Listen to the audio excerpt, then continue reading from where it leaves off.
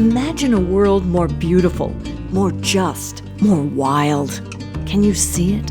A world where rivers burst with fish, where ancient forests flourish, where wolves and moose depend on each other, where all creatures, from tiny microbes to giant trees, have the freedom to live and die in their own good wild time, and where people inhabit the land in health, joy, and respect for all our relations in the great community of life. This future is within reach, not only to imagine, but also to make, in our neighborhoods and around the earth, putting love into action through rewilding. Out here, you can feel it all around us. All this life, all this wildness. Nature had millions of years of practice to evolve these deep connections and relationships. This is what the land wants to be, wild. Humanity was born in wilderness, in forests, and grasslands. So it's really no surprise just spending time in nature reduces stress and improves our health. Rewilding is about the land, and it's also about us. So it's exciting to be working on good news for a change, using proven land conservation tools to act locally while thinking globally. Rewilding simply means letting nature heal. It's like in our own bodies. If you break a bone, you see a doctor who sets it with a cast to protect it. And then you allow the body's natural healing powers to take over. Take this forest, for example.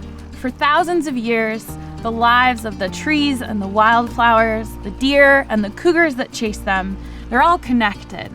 And when those cougars were killed off, the web of life was weakened. Rewilding means identifying those weaknesses and then creating the conditions for healing. And then comes the crucial step, stepping back, giving those natural processes the freedom to unfold over time. That freedom is what created the beauty and diversity of life, and that freedom is what'll restore it in the future. We're standing right now in the greatest historical example of large-scale rewilding on Earth. New York's Adirondack Park, the largest protected area in the lower 48. The Adirondacks are wilder and healthier than a century ago. Since 1895, public lands within the park have been protected as forever wild, off limits to logging and development, producing clean air, clean water, wildlife habitat, recreation, and jobs. If you want proof of what investment in rewilding can do, well, it's right here. Land trusts have done an incredible job at protecting managed timberlands, agriculture, and recreation areas. But we haven't done such a good job at protecting wild places. After more than a century of good conservation work, only a sliver of the region is protected as wilderness, or as nature for nature's sake. And that's where we come in. By protecting forever wild places today, we are creating the ancient forests of tomorrow. We are expressing our love for this incredible place on Earth.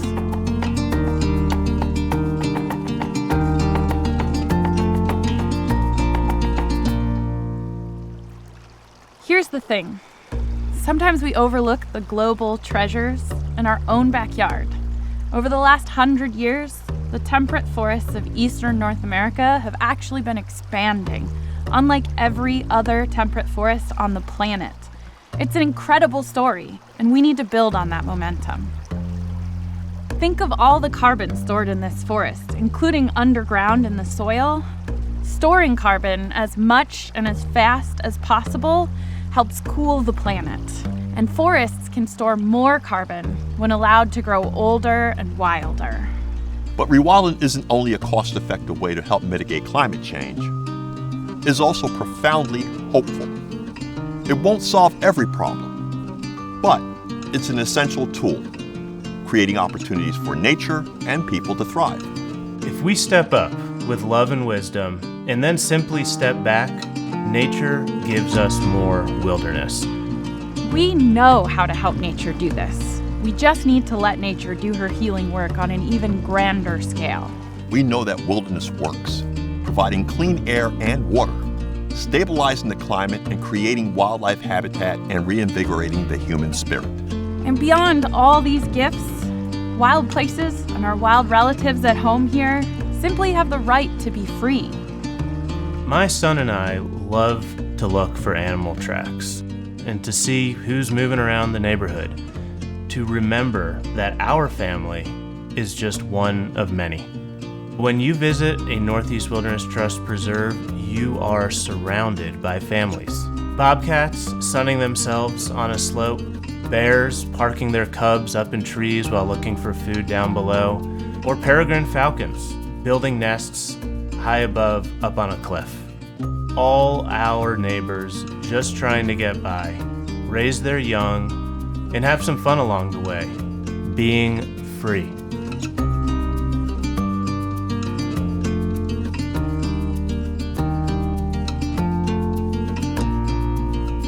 Can you see it? That land of freedom, wholeness, and health?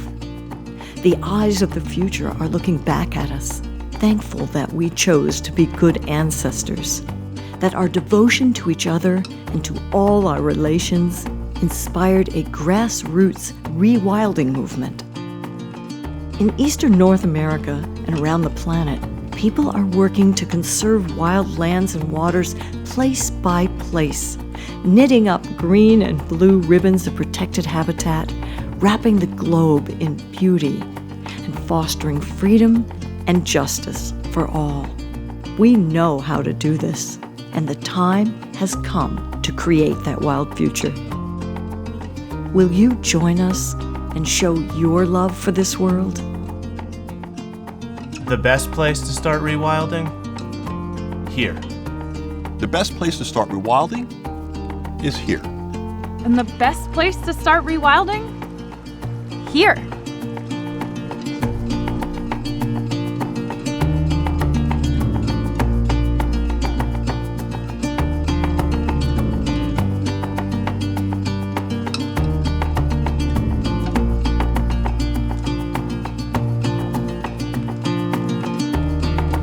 This is what the land wants to be, wild. I ate a bug on it. Really good. I tried to go through, but it was on my tongue and it was weird. Too wild. Too much wildness.